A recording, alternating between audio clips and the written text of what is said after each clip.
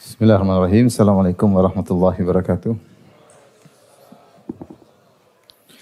Alhamdulillahi ala ihsani wa syukru lahu ala taufiqihi wa amtinani. Asyhadu an la ilaha illallah wahdahu la syarika lahu ta'ziman li sya'nih. Wa asyhadu anna Muhammadan abduhu wa rasuluhu da'ila ridwanih.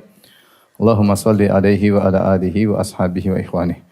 Hadirin dan hadirat yang dirahmati oleh Allah Subhanahu wa taala, pada pertemuan lalu kita telah membahas muqaddimah yang pertama tentang ilmu akidah dan kita sampai pada pembahasan ilmu akidah secara global.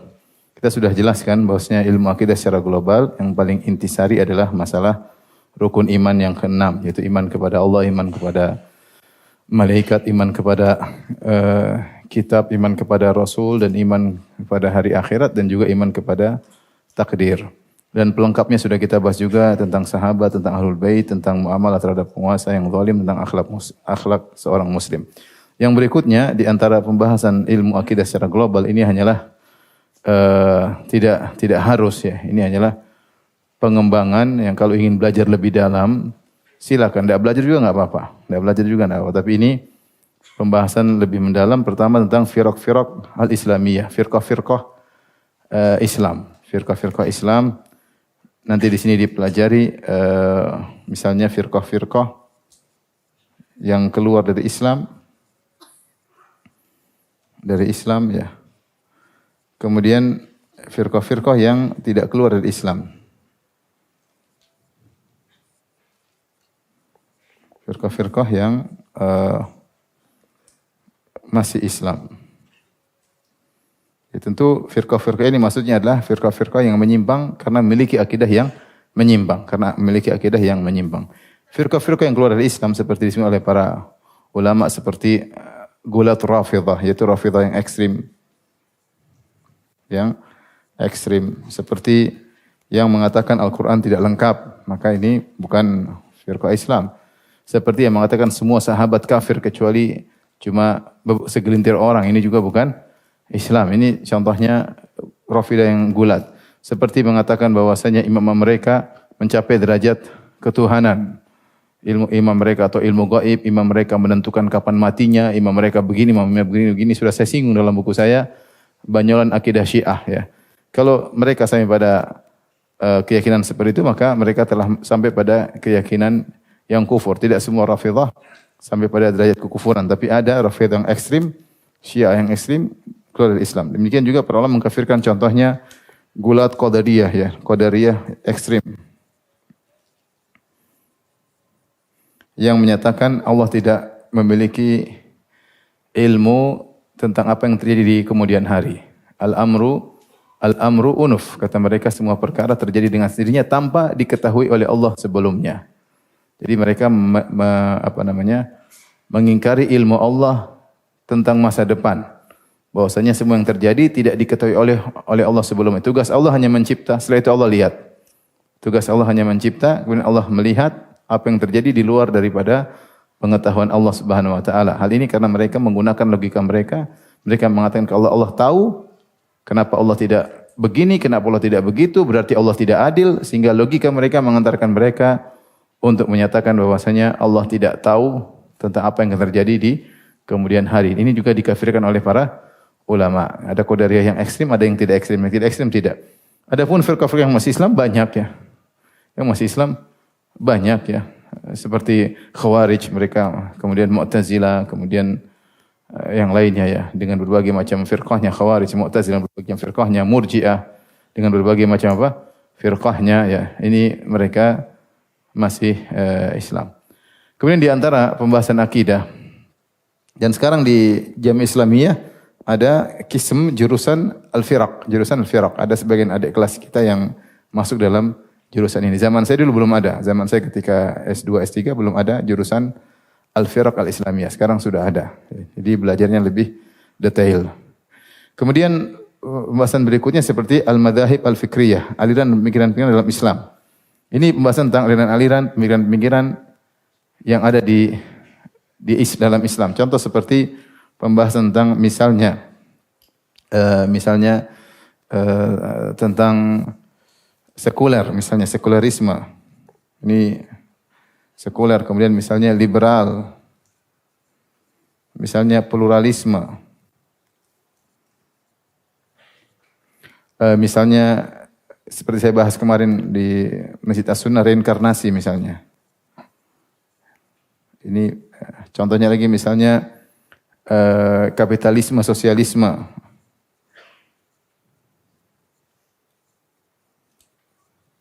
Contoh ini misalnya kesamaan gender ya.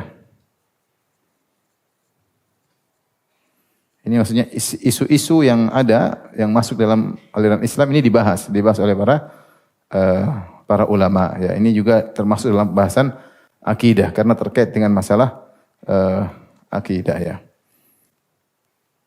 Baik. Di antara namanya pembahasan al-madhhab al-fikriyah, aliran pemikiran pikiran dalam Islam yaitu al-mu'asirah. Madhhab al-fikriyah al-mu'asirah yang sekarang ya, al-mu'asirah itu kontemporer, aliran pemikiran Islam kontemporer ya. Ini yang dibahas termasuk di antaranya pembahasan misalnya Islam Nusantara, apa hakikat Islam Nusantara, mana penafsiran yang benar, mana penafsiran yang salah, itu juga dibahas dalam madzhab al-fikriyah. Kemudian di antaranya pembahasan tentang yang keempat, ini juga pembahasan lebih detail lagi, muqaranatul adyan, tentang perbandingan agama.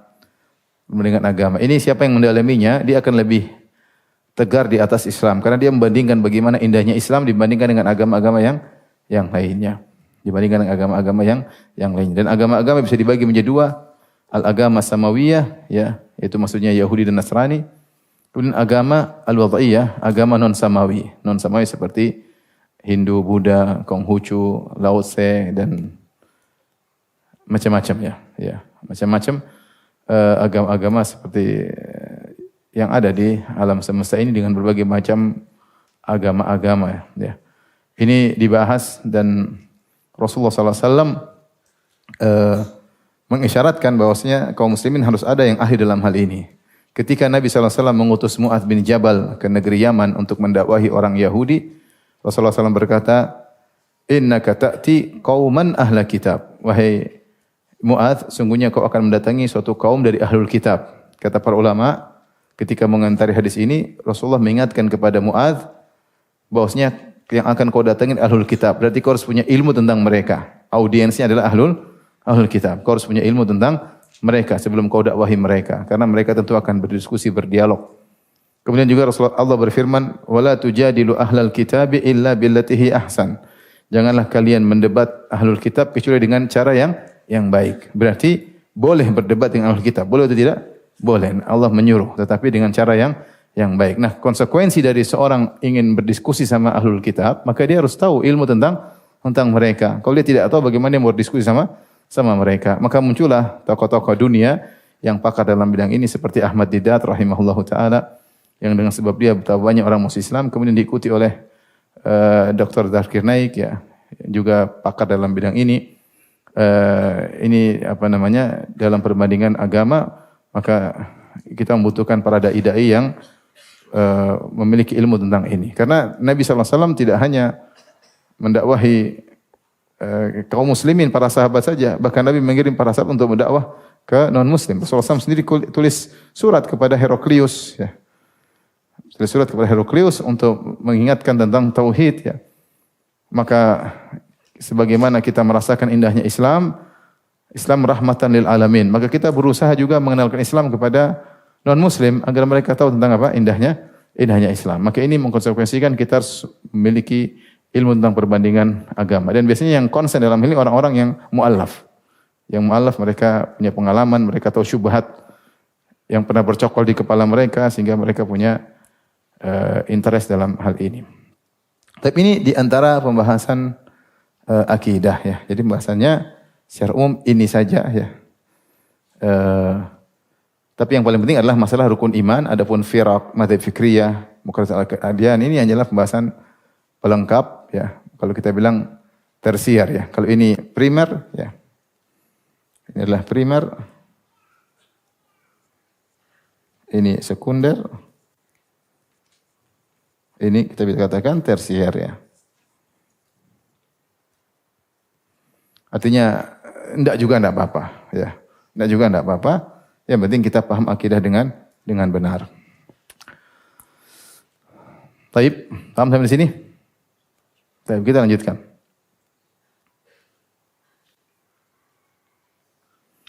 Sumber-sumber akidah. Untuk belajar akidah, kita harus tahu sumber-sumbernya apa ya. Sumber akidah ada dua, sumber yang benar, ada sumber yang salah. Sumber akidah yang benar yaitu dari Al-Quran dan Sunnah dengan pemahaman para salaf umat ini. Ya. Ibn Taimiyah tatkala ditanya dari mana akidah diambil, dia mengatakan la tu'khadh anni wala amman akbaru minni.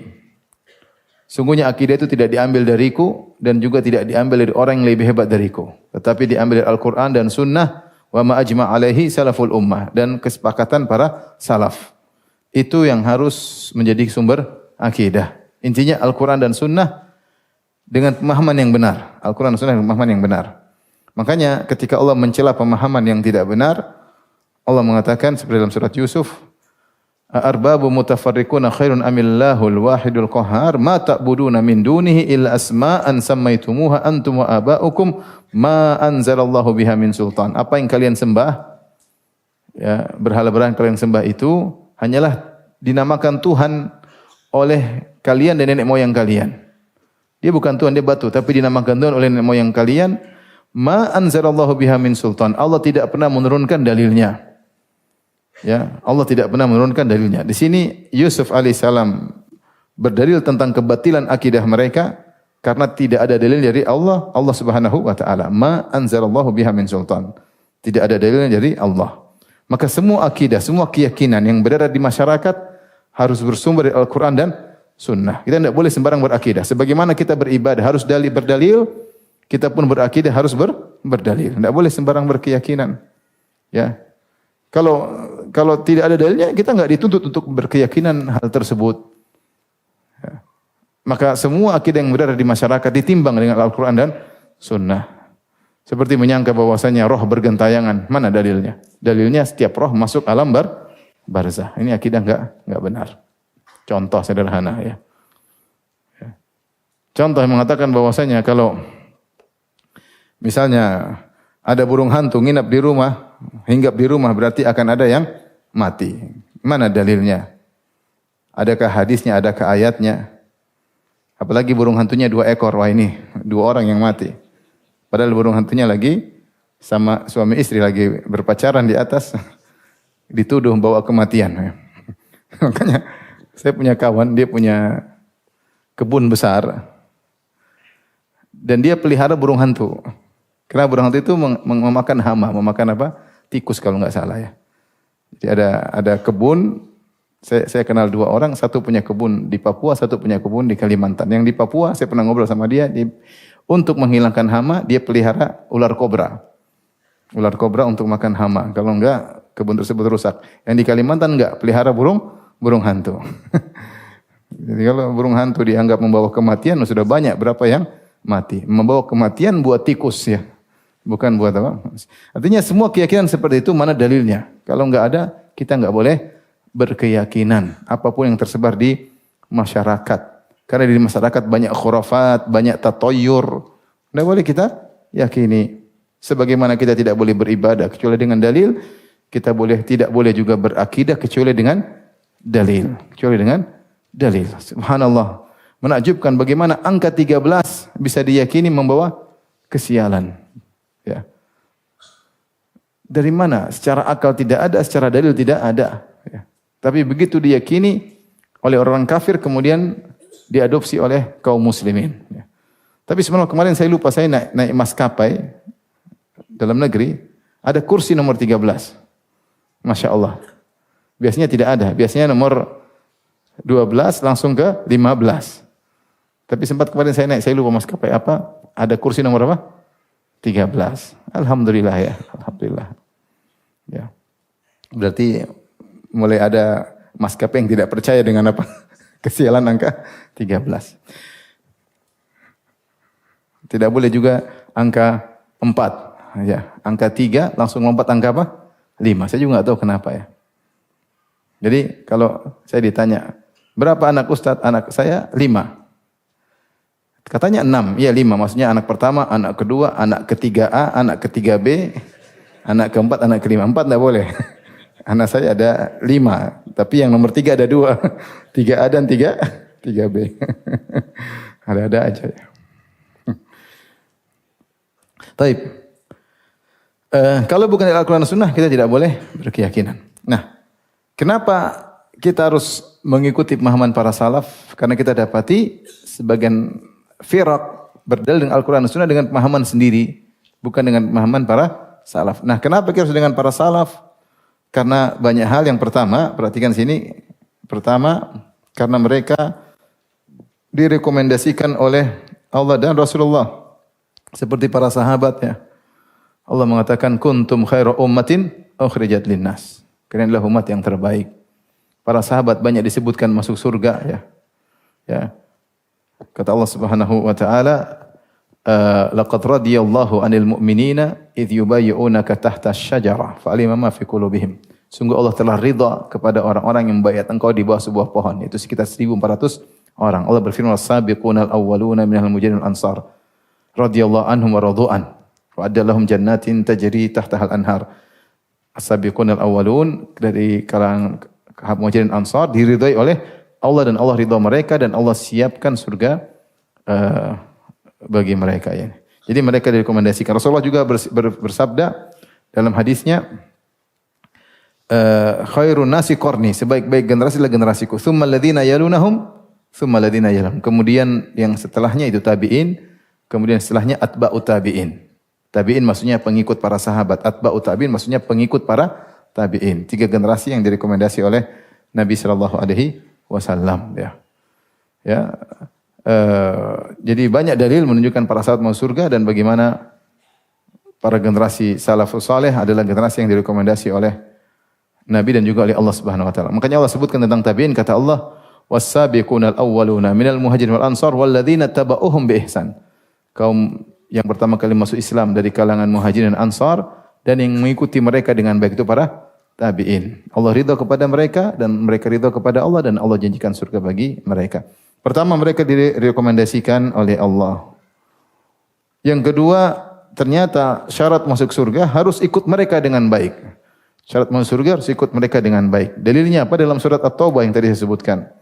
Was-sabiqunal awwaluna minal muhajirin wal ansar. Orang-orang yang pertama kali masuk Islam dari kalangan muhajirin dan ansar. Kemudian selain mereka bagaimana? Walladzina tabauhum bi ihsan. Dan yang mengikuti mereka dengan pengikutan yang baik. Baru radhiyallahu anhum wa radu'an. Allah ridha kepada mereka dan mereka ridha kepada Allah. Wa addalahum jannatin tajri tahtahal anhar. Dan Allah siapkan surga bagi mereka.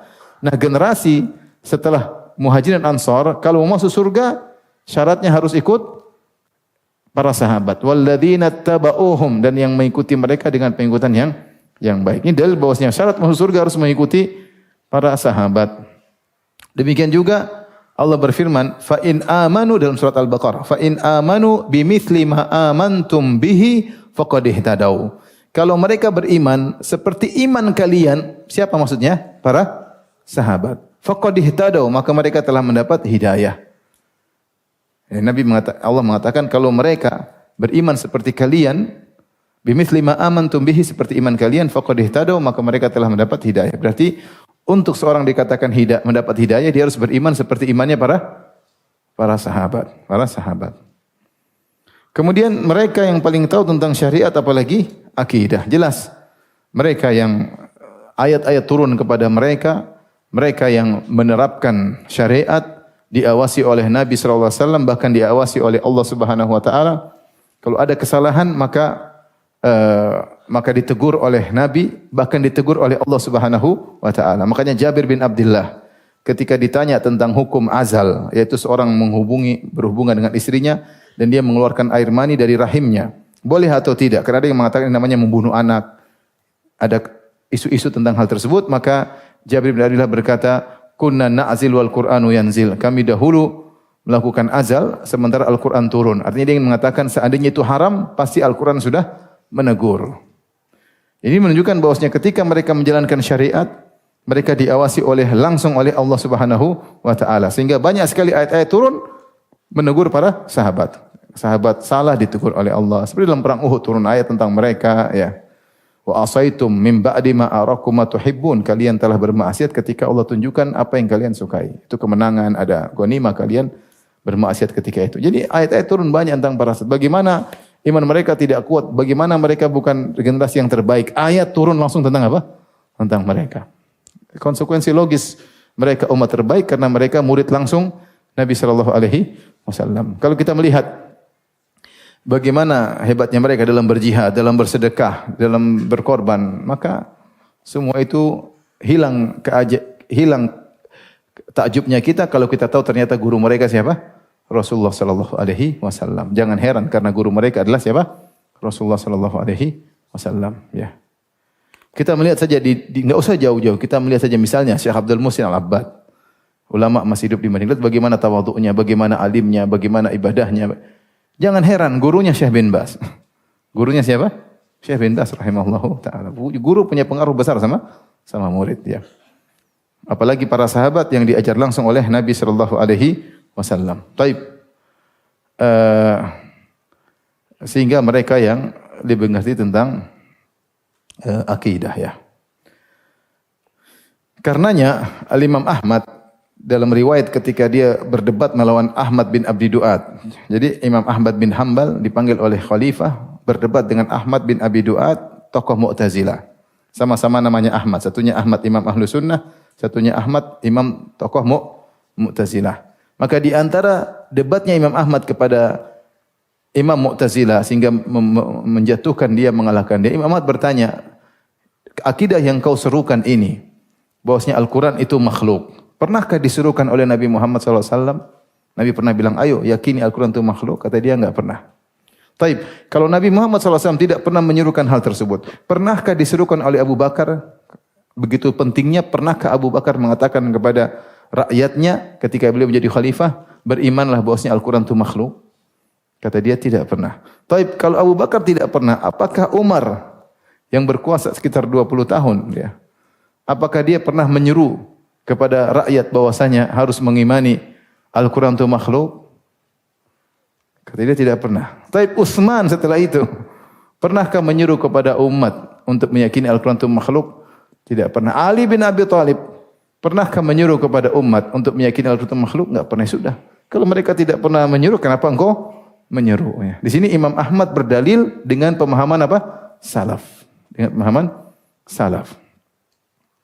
Makanya Ibnul Jauzi menukil perkataan sebagian ulama, sebagian salaf dalam kitabnya Talbis Iblis, ketika sebagian orang-orang Asy'ariyah, ya, yang mungkin beliau temui di zamannya, ketika mengatakan bahwasanya untuk mengetahui berakidah yang benar harus mengetahui al-jauhar dan al-a'rad. Al-jauhar al-a'rad. Untuk mengetahui Allah itu ada atau tidak, seorang harus memahami al-jauhar dan al-a'rad. Maka seorang ulama berkata, apakah Abu Bakar dan Umar tahu tentang istilah al-jauhar dan apa? Al-a'rad? Tentu tidak tahu. Maka ridholah dengan akidahnya Abu Bakar dan Umar. Ini contoh berdalil dengan apa? Salaf. Bagaimana mereka tidak tahu, kemudian seorang dikatakan harus belajar al-jauhar dan al-a'rad, ya, untuk bisa beriman dengan iman yang benar. Ya. Maka yang paling tahu tentang akidah, yang paling menerapkan akidah adalah para salaf. Tapi berikutnya, tidak ada khilaf di kalangan para salaf tentang akidah secara garis besar, yaitu usul akidah tidak ada khilaf. Ada khilaf dalam masalah furu', ya. Dalam masalah furu', ya. Di antaranya disebutkan oleh Ibn Taimiyah rahimahullahu taala, ya. Dan Ibnul Qayyim rahimahullahu taala, ya. Saya bacakan di sini, ya.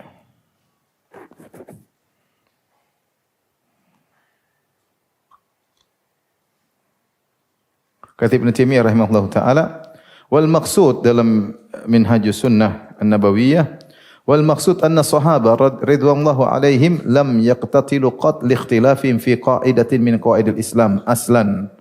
Para sahabat ketika terjadi pertikaian di antara mereka bukan karena mereka khilaf dalam usuluddin, tidak ada, dalam kaidah Islam enggak ada. Walam yakhtalifu fi syai'in min qawaidil Islam. Mereka juga tidak berselisih dalam urusan kaidah-kaidah Islam, la fi sifat wala fil qadar. Tidak mereka berselisih dalam masalah sifat-sifat Allah, juga tidak dalam masalah takdir, wala masail asma wal ahkam. Mereka juga tidak berselisih tentang masalah asma wal ahkam, itu tentang mukmin, fasik, kafir. Mereka tidak berselisih dalam masalah tersebut. Wala masailil imamah, dan mereka juga tidak berselisih dalam masalah keimamahan. Ya. Ibnu Taimiyah mengatakan tidak ada khilaf di kalangan para salaf tentang kaidah-kaidah Islam. Dan ini juga dinukil oleh, atau di ijma' ini juga dinukil oleh Ibnu Al-Qayyim rahimahullahu taala.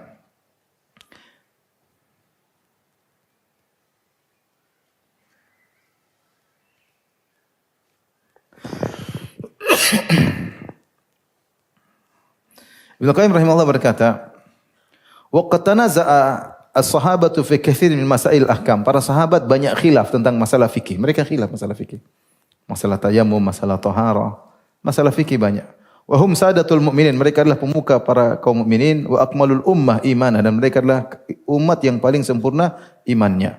Walakin bihamdillah, tetapi dengan pujian kepada Allah, lam yatanaza'u fi mas'alatin wahidatin min masail asma wa sifat wal afal. Tapi mereka tidak berselisih pun dalam satu permasalahan terkait dengan asma dan sifat. Ya. Kemudian beliau sebutkan kesepakatan para ulama, para sahabat tentang hal ini. Jadi maksud saya, para salaf akidah mereka sama. Seluruh sahabat, tidak ada khilaf di kalangan mereka. Mereka ada khilaf dalam masalah furu' al-akidah. Itu tidak banyak.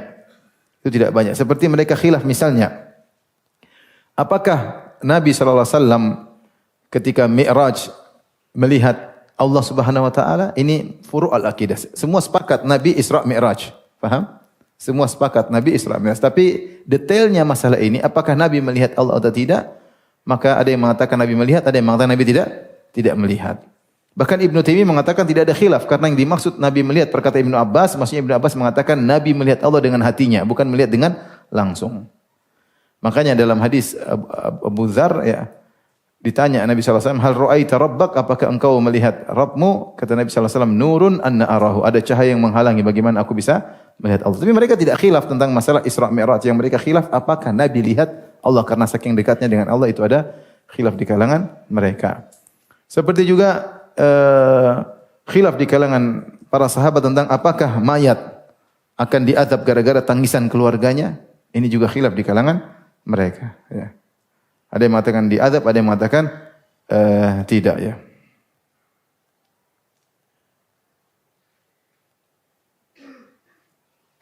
Intinya ada beberapa masalah khilaf seperti apakah Allah dilihat di padang mahsyar, ini masalah khilaf di kalangan. Tapi masalah khilaf dalam masalah akidah hanya sedikit, itu masalah furu', cabang dari akidah. Ataupun masalah usul akidah mereka semua sepakat. Para salaf semua sepakat tentang asma wa sifat. Para salaf sepakat bahwasanya Allah dilihat pada hari kiamat, ya. Para salaf sepakat semua tentang alam barzah. Para salaf sepakat tentang masalah detail-detail di hari kiamat, seperti adanya hisab, adanya sidang, adanya mizan. Masalah kecil mereka khilaf. Jadi intinya, oleh karenanya ketika kita berbicara tentang akidah, maka kita bersandar dengan pemahaman para salaf. Berbeda dengan khalaf ulama belakangan. Ulama belakangan khalaf, kalau kita buka dalam satu kelompok aja khilafnya banyak, ya. Mu'tazilah aja 20 kelompok kalau enggak salah. Asy'ariyah dengan berbagai macam khilaf tentang awal wajib alal mukallaf, yang wajib kepada orang kalau baru mau masuk Islam apa, khilaf 7 pendapat. Ada yang mengatakan nazar, ada yang mengatakan juz'un minan nazar, ada yang mengatakan syak, ada yang mengatakan al-qasdu ila nazar, khilaf. Dan khilaf begitu banyak, beda dengan para salaf, ya. Taib. Ini adalah sumber yang benar, jadi harus berdasarkan Al-Quran dan Sunnah dengan pemahaman siapa? Para salaful ummah.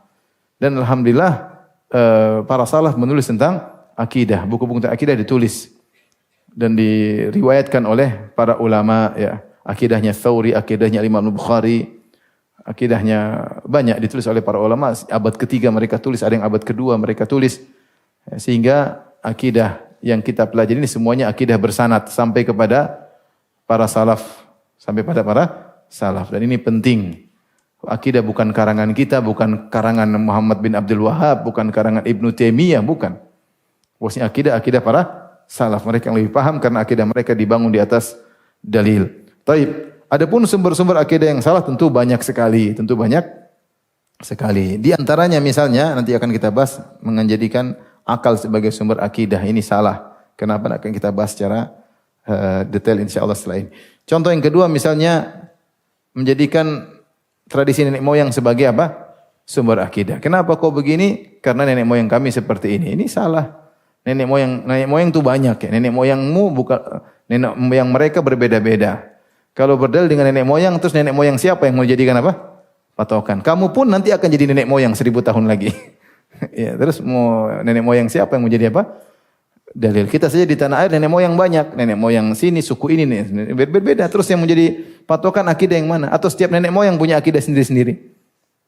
Nenek moyang kalau membawa kebaikan kita ikuti, kalau salah jangan diikuti. Demikian yang diajarkan oleh Nabi SAW. Al-Quran datang untuk memilah-milih, untuk memfilter.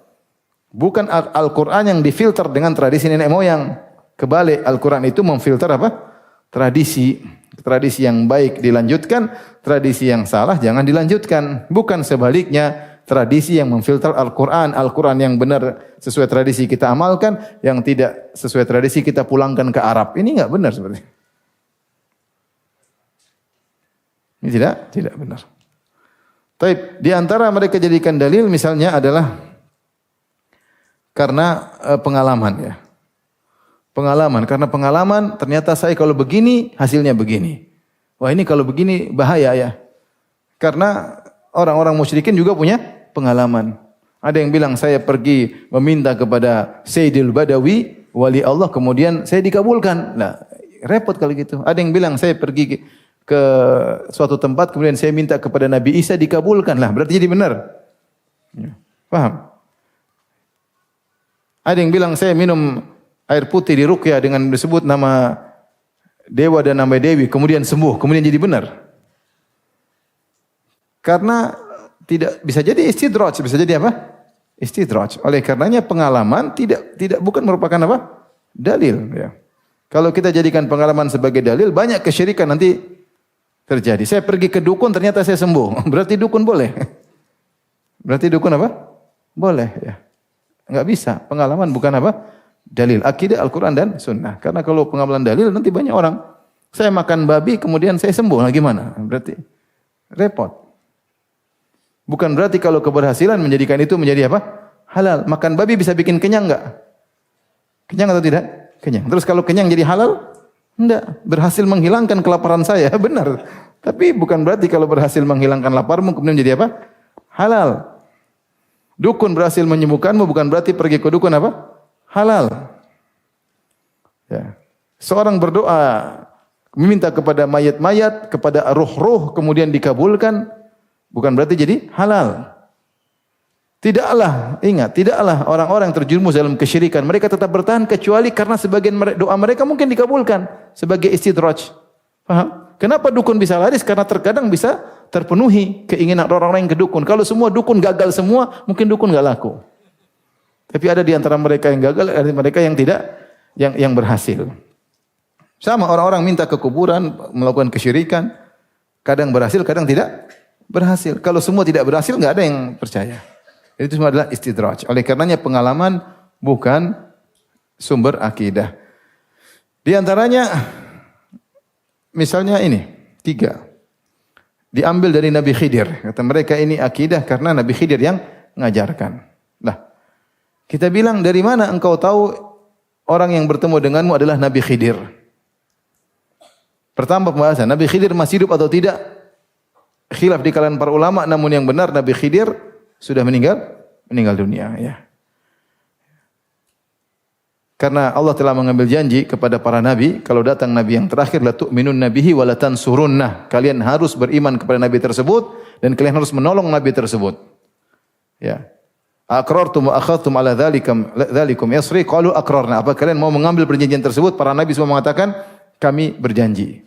Ini dalil bahwasanya kalau ada nabi masih hidup dia harus membantu Nabi Muhammad sallallahu alaihi wasallam. Kita bilang yang benar Nabi Khidir sudah meninggal dunia. Di sebagian pendapat Al-Imam Al-Bukhari Ya, dan banyak ulama Ibnu Katsir dan banyak ulama mengatakan Nabi Khidir sudah meninggal dunia.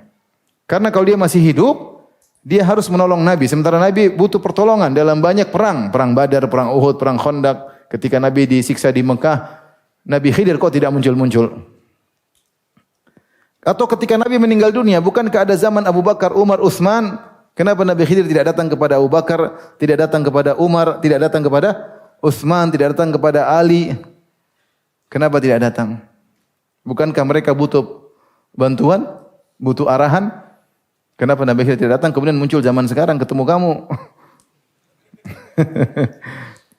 Maksudnya, terus Nabi Khidir sembunyi-sembunyi buat apa? Apa faedahnya dia sembunyi-sembunyi? Kalau dia ulama, kalau dia wali, harusnya dia beri petunjuk kepada kita.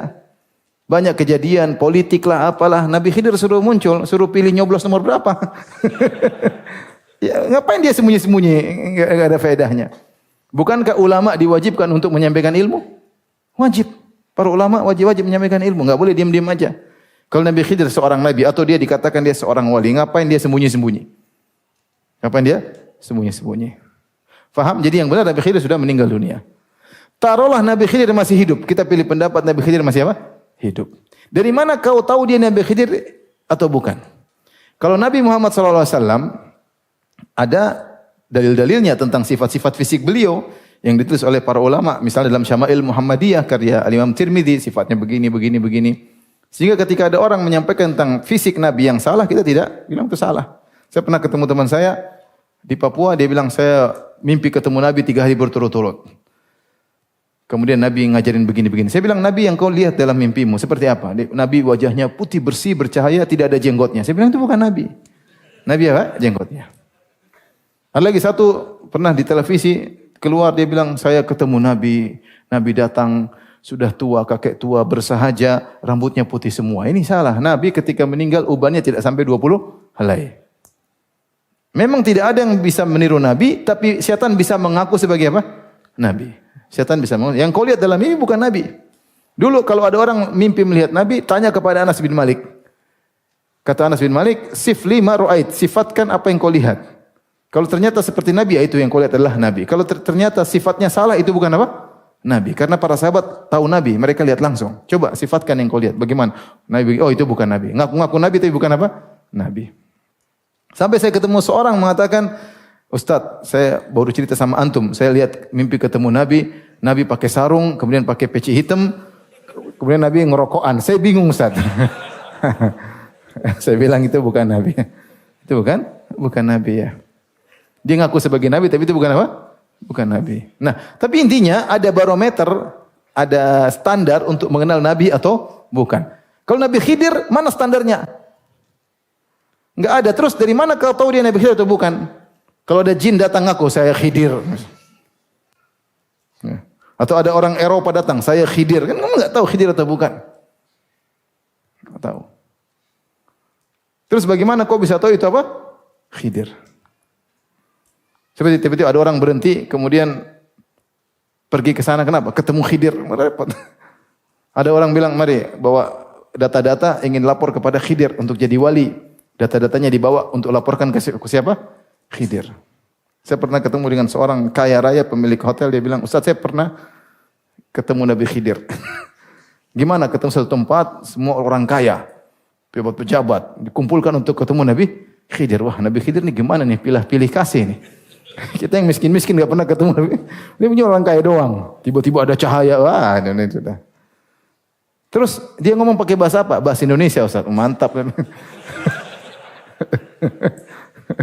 Jadi dari mana antum tahu itu Khidir atau bukan? Taruh dia hidup sampai sekarang. Enggak ada standarnya. Sana ketemu Khidir, sini ketemu Khidir, sini ketemu Khidir. Nanti saya ketemu Khidir, Khidir ngajarin begini-begini. Sehingga dia ambil akidah dari orang yang mengaku sebagai apa? Khidir. Mau jin kita enggak tahu. Sehingga tidak boleh.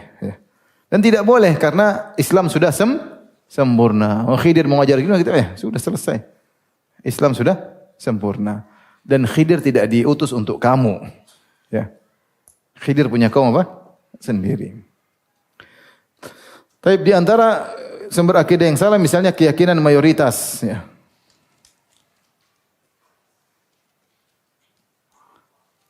Bahwasanya orang-orang semua begini, mayoritas begini, memang mayoritas bukan sumber akidah. Kalau kita bilang sumber akidah, mayoritas orang kafir semua sekarang ini. Orang Nasara lebih banyak atau orang Islam? Orang Nasara. Terus akidah mereka benar. Allah mengatakan wa in tuti aktsara man fil ardi yudhilluka an sabilillah. Kalau kalian mengikuti kebanyakan manusia, mereka akan menyesatkan kau dari jalan Allah. Wa ma aktsarun nasi walau harasta bimu'minin. Kebanyakan manusia meskipun kau semangat dakwahi mereka ya Rasulullah, mereka tidak beriman. Oleh karenanya kebenaran tidak diukur dengan jumlah yang terbanyak. Terkadang kebenaran dimiliki oleh mayoritas, terkadang oleh minoritas. Bukankah Rasulullah mengatakan badal Islamu ghariban fasayaudu ghariban kama bada'a. Datang Islam asing dan akan kembali lagi asing sebagaimana dia mulai. Ketika dia asing berarti dia minoritas enggak? Iya enggak? Kemudian dikatakan mayoritas pasti benar, tidak ini tidak. Dan oleh sebagian orang bangga kita yang paling banyak, kita bilang bukan ukuran. Bukan ukuran. Tidak dalam Islam, dalam ilmu fikih manapun kalau ada pentarjih yang paling banyak pengikutnya pasti benar, itu tidak ada dalam usul fikih manapun. Tidak ada, ya. Oleh karenanya bukan berarti kalau mayoritas punya akidah tertentu kemudian kita yakini itu benar, ya. Di antaranya misalnya mimpi, ya ini di antara juga misalnya akidah yang keliru. Mimpi ketemu ini, mimpi ketemu anu, dia ngajarin macam-macam, ya. Sampai kalaupun seorang benar-benar mimpi bertemu dengan Nabi SAW. Karena Nabi menyampaikan sesuatu yang menyelisihi hadis-hadis yang sahih, maka dia harus mendahulukan hadis-hadis yang sahih. Kalaupun itu Nabi SAW. Tapi itu tidak mungkin. Ini kita bilang kalaupun. Nabi, sampai Imam Nawawi menyebutkan, seandainya besok Ramadan atau bukan, kemudian orang-orang melihat hilal, ternyata hilal tidak kelihatan. Berarti besok belum satu apa? Ramadan. Kemudian ada orang bermimpi, Nabi bilang besok satu Ramadan. Dia ikut mana? Ikut metode Nabi yang suruh melihat hilal, sumu li ru'yatihi, berpuasalah karena melihat hilal, atau dia ikut dalam mimpi Nabi bilang besok satu Ramadan. Mana yang dia ikuti? Mimpi atau mengamalkan dalil? Mengamalkan dalil. Kita tidak mengatakan, perlu bahas, tidak mengatakan yang dilihat bukan Nabi. Mungkin yang dilihat adalah Nabi, tapi namanya mimpi orang banyak hal. Dia belum tentu fokus, mungkin salah dengar, mungkin salah ini, atau pikirannya macam-macam. Beda dengan hadis-hadis yang sampai kepada kita diriwayatkan oleh orang-orang yang thiqah. Bahwasanya Nabi pernah bersabda dengan pasti, sumu li ru'yatihi, puasalah karena melihat apa? Melihat hilal. Nah, ketika mimpi bertentangan dengan syariat yang jelas-jelas diwariskan kepada kita melalui sanad-sanad yang sahih, maka syariat harus didahulukan. Faham? Meskipun yang dilihat dalam mimpi adalah Nabi. Kenapa? Karena kemungkinan salah dengar ada. Salah dengar ada, kemungkinan karena pingin besok Ramadan akhirnya dengarnya keliru, bisa jadi. Namanya mimpi, alam macam-macam carut marut dalam apa? Mimpi. Apatah lagi kalau seorang mimpi dalam mimpi ketemu Nabi, Nabi mengajarkan hal-hal yang bertentangan dengan atau hal-hal baru. Ya. Seperti katanya mimpi ketemu Nabi, kemudian Nabi ajarkan hadis kopi. Siapa yang minum kopi masuk apa? Surga. Diriwayatkan oleh guru kami Habib Fulan melihat dalam mimpi Nabi menyampaikan hadis. Nah, kalau kita menerima syariat baru lewat mimpi, berarti syariat yang sekarang ini belum sempurna. Masih bisa dilengkapi dengan mimpi-mimpi berikutnya. Padahal Allah berfirman, "Al-yauma akmaltu lakum dinakum." Agama sudah sempurna. Kalau memang kopi itu bisa bikin masuk surga, harusnya Nabi sudah bilang sejak dulu, apalagi kita pencinta kopi. Saya juga suka kopi.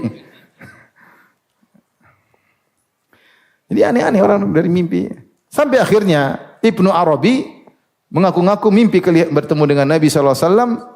Kemudian Nabi berikan kepada dia buku. Dia bilang, riwayatkanlah buku ini kepada umatku. Kemudian kata Ibnu Arabi, maka inilah buku yang saya riwayatkan kepada kalian. Tidak saya tambah satu huruf pun dan saya tidak kurangi satu huruf pun. Buku tersebut namanya Fususul Hikam. Sekitar 200 halaman. Saya lupa, saya punya ada di PDF, ada 200 atau 300 halaman. Itu dia riwayatkan dari dalam mimpi. Berarti mimpinya lama dong ya. 300 halaman itu lama enggak? Lama. Terus dia bangun, dia hafal. Tapi dia bilang di mukadimah, saya mimpi dan ini dari Nabi. Ternyata kita baca buku itu, isinya Fir'aun masuk surga. Waduh, repot. Itu buku isinya bilang Fir'aun masuk apa? Surga. Ini dia dalil dengan mimpi. Dengan mimpi. Maka mimpi bukan apa? dalil. Tapi demikian saja kajian kita. Insyaallah kita lanjutkan 2 pekan lagi. Subhanakallah bihamdik asyhadu an la ilaha illa anta astaghfiruka wa atubu ilaik. Assalamualaikum warahmatullahi wabarakatuh.